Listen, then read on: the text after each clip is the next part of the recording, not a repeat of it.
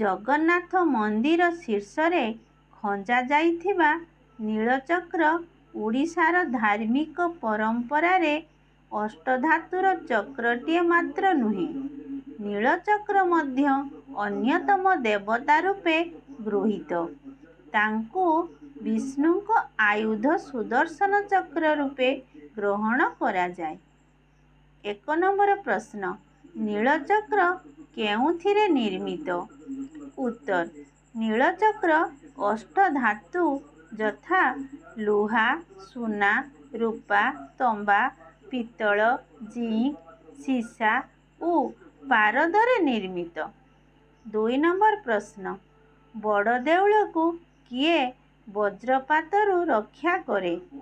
ଉତ୍ତର, ବଡ଼ଦେଉଳକୁ ନୀଳଚକ୍ର ବଜ୍ରପାତରୁ ରକ୍ଷା କରେ। 3 ନମ୍ବର ପ୍ରଶ୍ନ, ନୀଳଚକ୍ର କେତୋଟି ଚକ୍ରକୁ ନେଇ ଗଠିତ? ଉତ୍ତର, ନୀଳଚକ୍ର 2ଟି ଚକ୍ରକୁ ନେଇ ଗଠିତ। 4 ନମ୍ବର ପ୍ରଶ୍ନ, 2ଟି ଚକ୍ରର ପରିଧି କେତେ? ଉତ୍ତର, ବାହ୍ୟ ଚକ୍ରର ପରିଧି 36 ଫୁଟ ଓ ଅନ୍ତଃଚକ୍ରର ପରିଧି 10 ଫୁଟ। 5 ନମ୍ବର ପ୍ରଶ୍ନ, ନୀଳଚକ୍ରର ଓଜନ କେତେ? ଉତ୍ତର, ନୀଳଚକ୍ରର ଓଜନ 150 କିଲୋଗ୍ରାମ। 6 ନମ୍ବର ପ୍ରଶ୍ନ, ନୀଳଚକ୍ର ନିମନ୍ତେ ନିଯୁକ୍ତ ସେବାୟତଙ୍କୁ କ'ଣ କହନ୍ତି?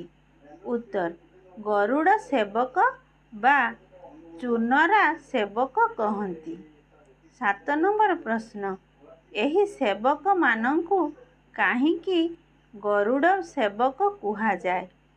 ଉତ୍ତର, ଭୋଗ ମଣ୍ଡପ ନିକଟରେ ଥିବା ଗରୁଡ଼ ସ୍ତମ୍ଭର ଗରୁଡ଼ଙ୍କର ସେବା ମଧ୍ୟ ସେହିମାନେ କରିଥାନ୍ତି। 8 ନମ୍ବର ପ୍ରଶ୍ନ, ନୀଳଚକ୍ର ସହ ସଂଯୁକ୍ତ ବାଉଁଶର ଲମ୍ବ କେତେ? ଉତ୍ତର, ବାଉଁଶର ଲମ୍ବ 38 ଫୁଟ।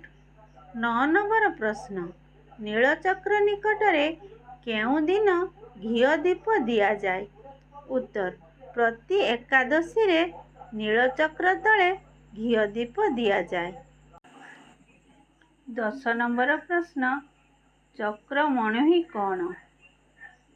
ଉତ୍ତର, ନୀଳଚକ୍ର ଦିଶୁଥିବା ବାହାର ବେଢ଼ାର କୌଣସି ଏକ ସ୍ଥାନରୁ ସରଘରେ ପ୍ରସ୍ତୁତ ବିଭିନ୍ନ ପ୍ରକାର ମିଠାଇ ନୀଳଚକ୍ର ଉପଲକ୍ଷେ ଅର୍ପିତ ହୁଏ। ଏହାକୁ ଚକ୍ରମଣୋହି କୁହାଯାଏ।